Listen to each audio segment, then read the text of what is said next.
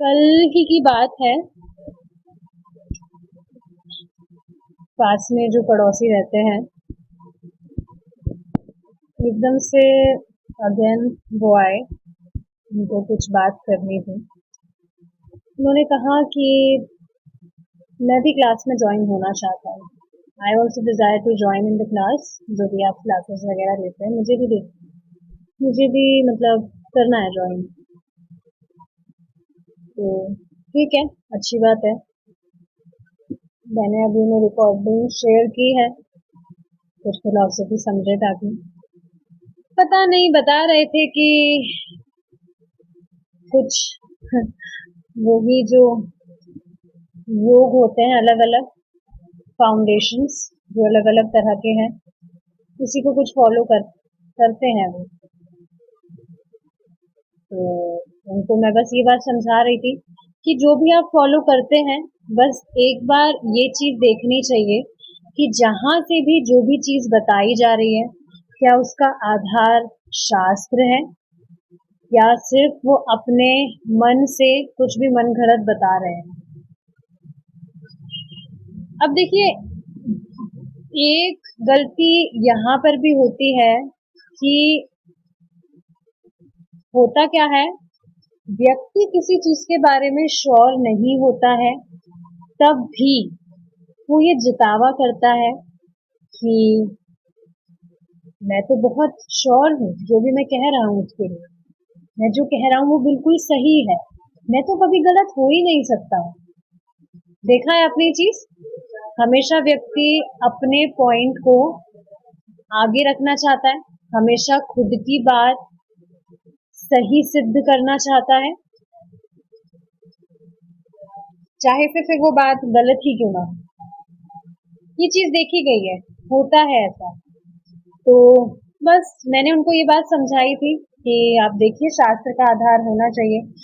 तो लाल भुजक्कड़ गिरी शुरू। हाँ हाँ, जो भी मैं फॉलो कर रहा हूँ शास्त्र से ही बता रहे हैं, जो भी चीजें हैं शास्त्र के अलावा कहाँ से बताएंगे। जो भी चीजें हैं शास्त्र से ही तो बताते हैं। जो भी ये चीजें होती है, परमात्मा से जुड़ना है, वो करना है, ये करना है, शास्त्र से ही तो बताएंगे। खुद के मन से बता रहे हैं। उनको पता नहीं है कि क्या सच में जो भी वो व्यक्ति उनको जो भी करा रहे हैं, क्या सच में उसका आधार शास्त्र है। तो कल ही हमारा इस पे डिस्कशन हुआ था अबाउट सोल। सोल का क्या साइज है, क्या सोल का कुछ आकार है। तो बस मैंने यही क्वेश्चन उनसे किया कि अभी पता चल जाएगा कि आप जो भी चीज फॉलो कर रहे हैं, क्या सच में उसका आधार शास्त्र है या नहीं। तो बहुत ही बेसिक सा क्वेश्चन है कि सबको पता है हम आत्मा है, तो क्या आत्मा का कोई आकार होता है या कोई आकार नहीं होता है। उन्होंने कहा हाँ, आकार होता है। जो हमारा अंगूठा होता है उसके जितना उसका आकार होता है। अब बताइए, क्या ये बात शास्त्र की है। गीता में स्वयं भगवान ने क्या बताया है कि जो आत्मा है वो सूक्ष्म है, जिसका अर्थ क्या है, ना तो उसे भेदा जा सकता है, ना काटा जा सकता है, ना जलाया जा सकता है, ना सुखाया जा सकता है। क्यों?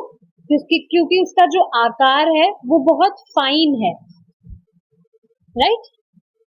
अब ये बात तो यहीं पर ही गलत हो गई। जब वो थंब का साइज बता रहे हैं तो उसको तो आराम से फिर कुछ भी भेदा जाएगा, छेदा जाएगा, वटेवर कुछ भी किया जा सकता है।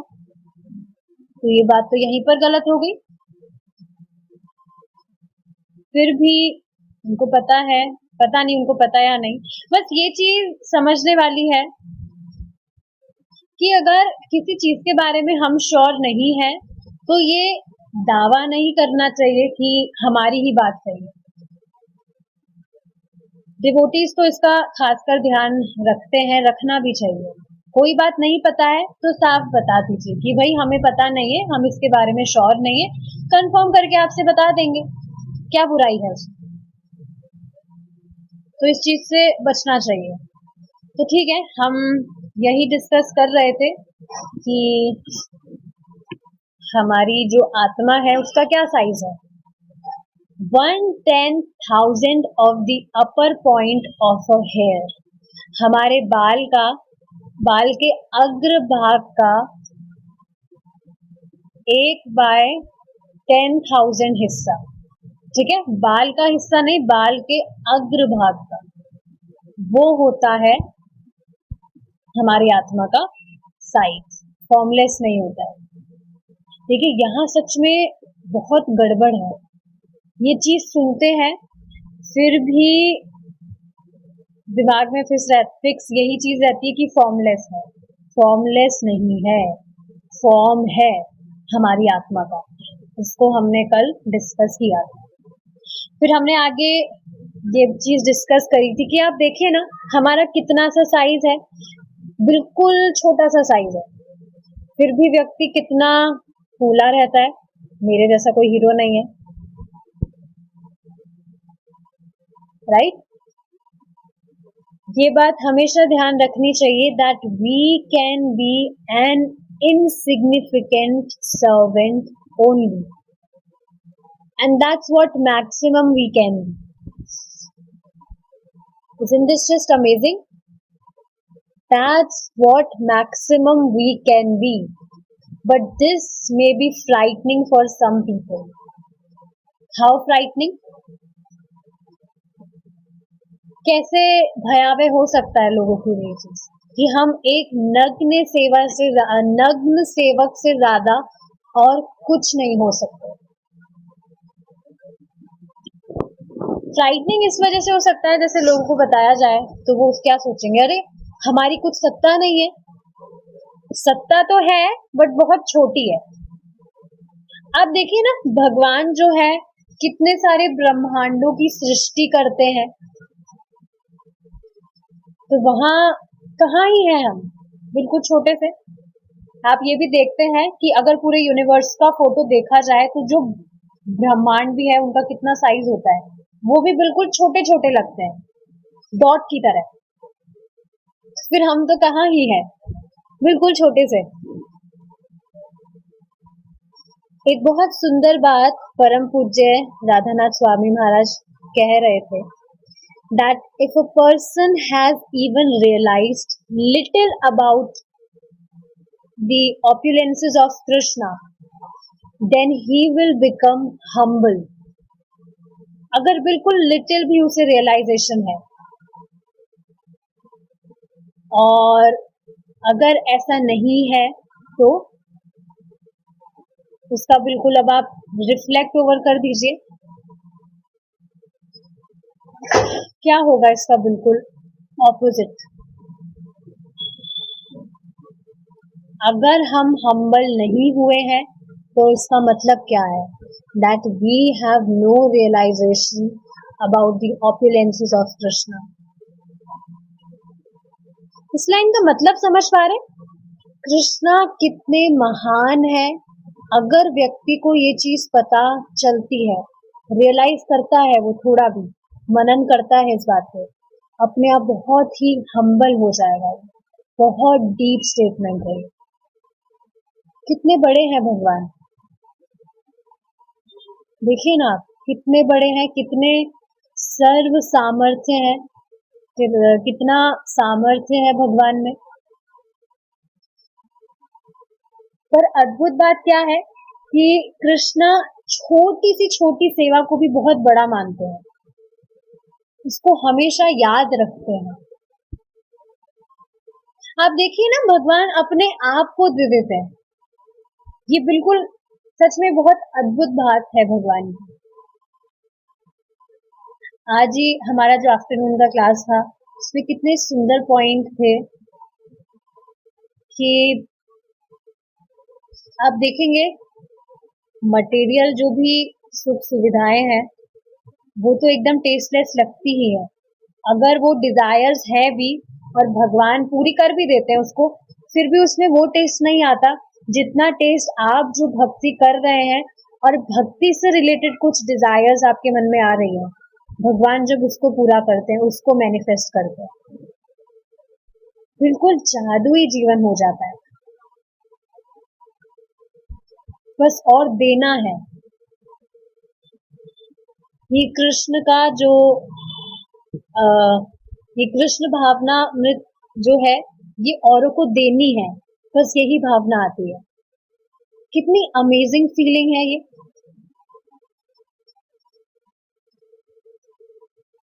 कुछ व्यक्ति होते हैं परोपकार का कुछ काम करते हैं, दान देते हैं, कहते हैं हमारे मन को अच्छा लगता है, ठीक है। अब आप सोचिए, कोई व्यक्ति कृष्ण से रिलेटेड किसी को कुछ बता रहा है, ये दिव्य ज्ञान किसी को दे रहा है, उससे जो सेटिस्फैक्शन फील होगा उसका क्या लेवल है। जो भी भक्त इस चीज को करते हैं, अंकुश कृष्णा सेवक प्रभु जी जैसे बहुत एफर्ट्स लगाते हैं प्रीचिंग में, तो आप खुद देख पा रहे हैं कितना अमेजिंग फील होता है। आपको अच्छा लग रहा है तभी आप और करना चाहते हैं। कितनी अमेजिंग चीज है ये कि भगवान छोटी सी सेवा को भी हमेशा याद रखते हैं, बहुत बड़ी मानते हैं। और अमेजिंग चीज क्या है, हम छोटी सेवा ही कर सकते हैं, कुछ बड़ी सेवा कर भी नहीं सकते हम। प्रभु जी बता रहे थे, कहीं पर एक बोर्ड लगा था, नो सेवा इज टू स्मॉल, नो सेवा इज टू बिग। क्या अर्थ है इसका? कोई भी सेवा छोटी नहीं है और कोई भी सेवा बहुत बड़ी भी नहीं है।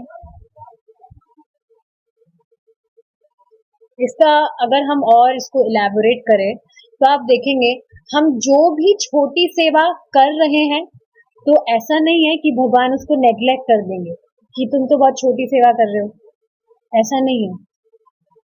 और बड़ी सेवा तो हम क्या ही कर सकते हैं भगवान के लिए। आप सोचिए, भगवान सर्व सामर्थ्य है उनमें, क्या बहुत बड़ा कर सकते हैं हम उनके लिए? कुछ भी तो नहीं। तो यही चीज है। ठीक है, अब आगे देखेंगे। इस प्रकार यह आध्यात्मिक स्फुलिंग का आकार इतना सूक्ष्म है कि वह भौतिक दृष्टि से अदृश्य रहता है। यह सारी सूचना शास्त्रों में दी हुई है, लेकिन चूंकि हमारे पास उचित दृष्टि नहीं है, अतएव हम देख नहीं सकते। तो ये समझना चाहिए, कोई भी जो माप यंत्र है उससे हम माप नहीं सकते हैं इन चीजों को। जैसे इससे एक बहुत इंटरेस्टिंग स्टोरी याद आती है, सुनी होगी आपने। प्रभु जी ने बताई थी कि एक जो ग्वालिन थी, वो डेली अपनी जो लुठिया होती है उससे दूध नाप के देती थी लोगों को। तो एक दिन वो जो ग्वालिन थी, उनको साड़ी लेनी थी, तो वो जो साड़ी वाला है, वो जो साड़ी नापने वाला जो मीटर होता है, वो उस दिन भूल गया। तो उसने कहा कि आज तो मेरे पास में वो नापने वाला नहीं है, मैं आपको नहीं दे पाऊंगा।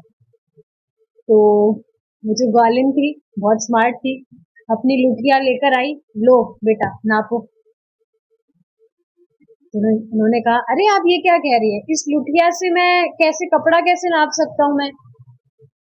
तो वो कहती है कि अरे मैं इतना इतना दूध नाप देती हूँ इससे, और तुम एक साड़ी नहीं नाप सकते, कैसी बातें कर रहे हो? तो समझ पा रहे हैं, हमारे जो माप यंत्र है उनसे हम इन चीजों को नहीं समझ सकते हैं, माप नहीं सकते हैं। ये चीज बताई जा रही है। भले ही हमारी भौतिक आंखें आत्मा के आकार को ना देख सके, फिर भी आत्मा शरीर के भीतर है, और जो ही है शरीर का त्याग करता है, त्यों ही वह अपने कर्मों के अनुसार दूसरा शरीर धारण कर लेता है। जैसे देखिए, इसको एक एग्जाम्पल से समझेंगे। आजकल आप देखेंगे ऑनलाइन पेमेंट ट्रांसफर होता है, सिर्फ एक बटन क्लिक करके आप देखते हैं जो भी पेमेंट है वो ट्रांसफर हो जाता है। तो क्या आप उसे देखते हैं कि वो कैसे ट्रांसफर हो रहा है? कुछ आवाज आती है, कुछ देख पाते हैं आप कैसे वो ट्रांसफर हो रहा है?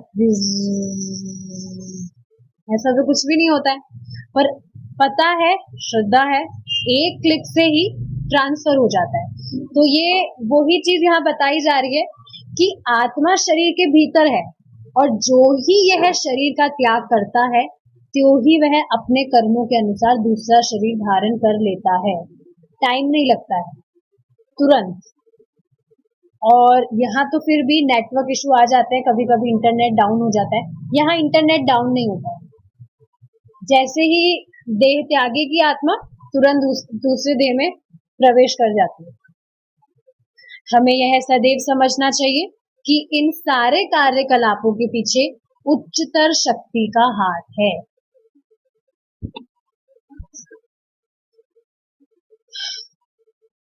ठीक है।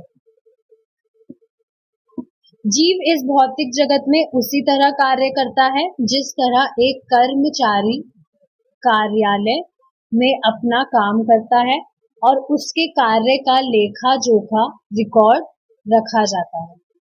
जीव यह नहीं जानता कि उसके वरिष्ठ अधिकार का क्या अभिमत है, लेकिन फिर भी कार्यालय में उसकी सेवा का लेखा जोखा तो रखा जाता है और उसके कार्यों के अनुसार उसे पद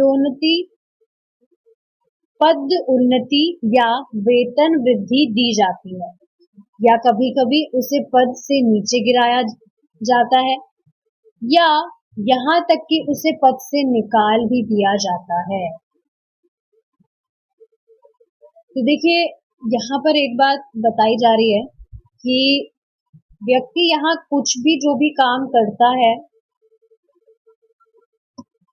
उसका लेखा जोखा रखा जाता है, रिकॉर्ड होता है।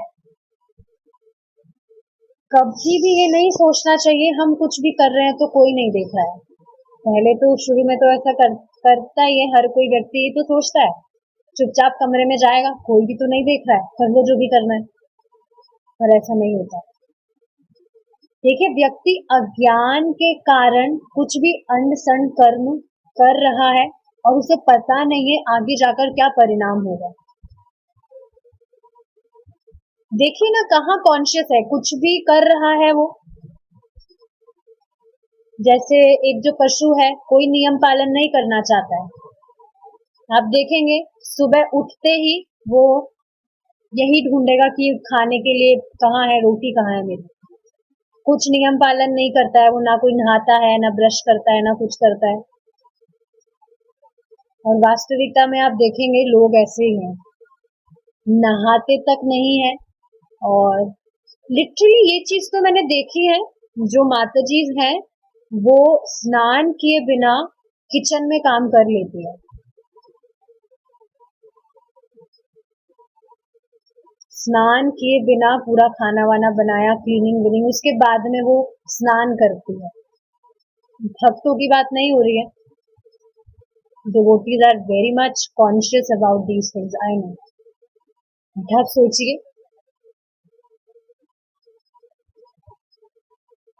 तो सोच भी सकता है ऐसे कुछ करने का। अब बताइए फिर पशु में क्या अंतर रहा, पशु और व्यक्ति में? वो भी बिना नहाए धोए कुछ भी करता है बस, और फिर यहाँ पर भी वही हो रहा है। क्या भेद है फिर दोनों में? कुछ भी तो नियम पालन नहीं कर रहे हैं। समझना चाहिए मानव जीवन में कम से कम इन चीजों को नजरअंदाज नहीं करना चाहिए।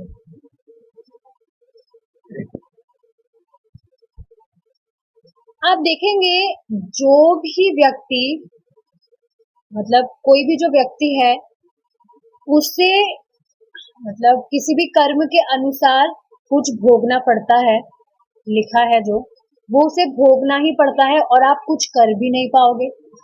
चाहे वो कोई भी आपका हो, चाहे वो आपका बच्चा हो, पति हो, कुछ भी हो, आप देख रहे हैं अगर उसे किसी स्थिति से गुजरना पड़ रहा है तो आप बिल्कुल हेल्पलेस हैं, कुछ मदद भी नहीं कर सकते आप उनकी। बस जो उनके साथ हो रहा है वो होता है और उन्हें वो सहना होता है। कुछ भी चीज हो सकती है। फिर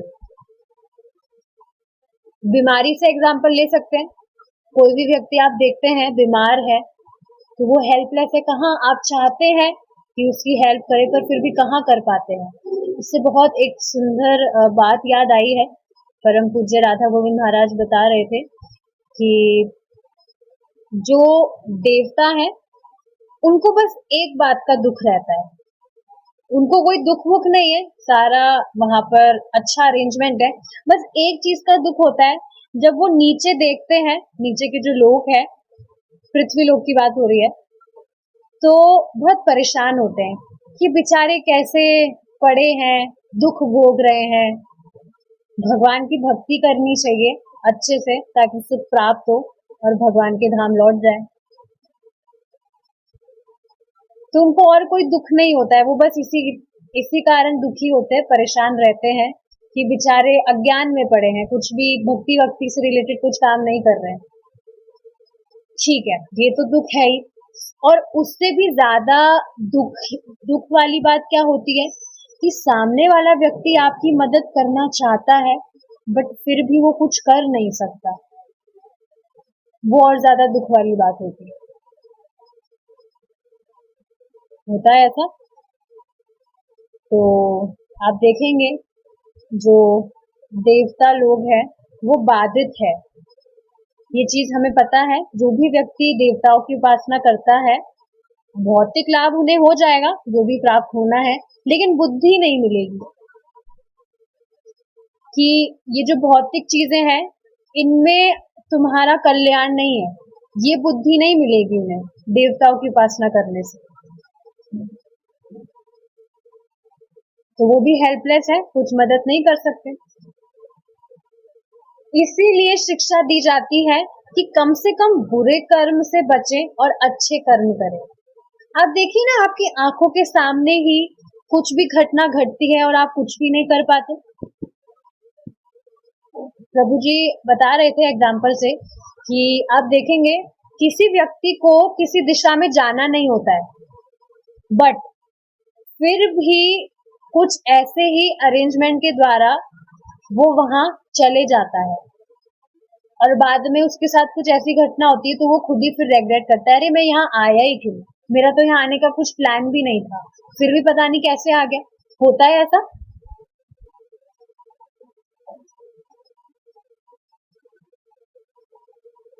समझना चाहिए इस चीज। श्रीला प्रभुपाद जी बता रहे थे कि कितना भयानक है कि हो सकता है कल कोई व्यक्ति किसी कुत्ते के शरीर में उठे। आजकल व्यक्ति ऐसे तो कुछ काम कर रहे हैं, उन्हें पता नहीं है कि अगले ही क्षण कौन सा शरीर प्राप्त हो। ये चीज तो अभी हमने पढ़ी ना, 1-2 दिन नहीं लगता है, इसमें इंटरनेट डाउन वाली चीज नहीं है। जैसे ही शरीर से आत्मा छूटती है दूसरे शरीर में प्रवेश कर जाती है तुरंत। तो यही चीज है, लेखा झोंका होता है, रिकॉर्ड होता है। ठीक है, इसी प्रकार हमारे सारे कार्यों के लिए साक्षी होते हैं, हमारे सारे कार्यों के लिए साक्षी होते हैं। अतएव शास्त्र में कहा गया है कि सारे जीव श्रेष्ठ अधिक्षण के अधीन हैं और वे अपने कर्मों के अनुसार पुरस्कृत तथा दंडित किए जाते हैं। आप खुद एक बार इस चीज को देखिए, कोई कुत्ता है उसको आप एक बार रोटी दीजिए और उसकी आंखों में एक बार आप देखिए, क्या लग सकता है कि वो पहले इंसान रहा हो? कितनी लाचार अवस्था होती है उसकी। मैं अभी कुछ टाइम पहले, ऑलमोस्ट 2 वीक्स पहले मैं टेम्पल गई थी, तो वहीं पर टेम्पल के पास में कोई कुत्ता बैठा था। तो वहाँ कीर्तन नहीं चल रहा था, चैंटिंग कर रहे थे। तो मैं देख रही थी वो कैसे बस बैठा था, सो रहा था आराम से, उठता देखता इधर उधर देखता फिर वापस से सो जाता।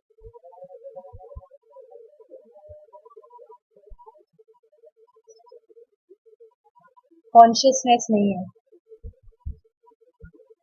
निम्न कॉन्शियसनेस है। ठीक है, एक बात और मैं कहकर यहाँ रुकूंगी।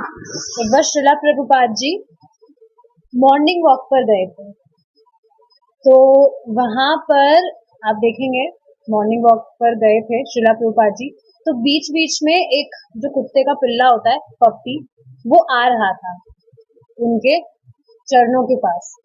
प्रभुपाद जी उसे फिर हटाते, वो दोबारा से वहां आ जाता, वापस से उनके जो डिसाइपल्स हैं उसको हटाते, फिर वो वापस वहां आ जाता। श्रीला प्रभुपाद जी ने कहा कि इसको मत हटाओ, इसको ऐसे ही रहने दो, ये मेरा ही पतित शिष्य है। तो डिवोटीज की भी बेसिकली डिवोटीज के साथ भी ऐसा हो सकता है, कहने का तात्पर्य ये है। ठीक है, we'll stop here now. Srila Prabhupada की जय, निताय गौर प्रेमानंदे, हरि बोल।